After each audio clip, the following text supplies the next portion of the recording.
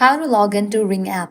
Let's get started. Firstly, make sure you have already downloaded Ring app on a device. If not, you can head towards the App Store, search for the app and download it.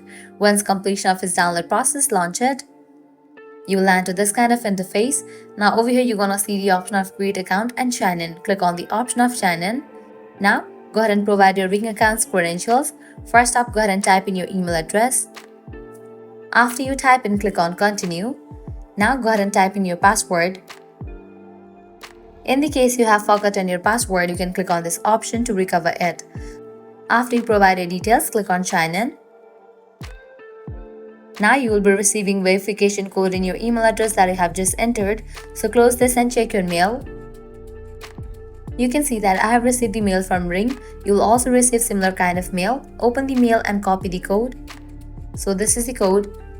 And head towards the login page. Paste the code over here and then click on verify code, and just for that you will be logged into your account. This way you can easily log into your Ring account. At the end, if you guys find this video helpful, don't forget to like, share and subscribe to our channel. Thanks for watching.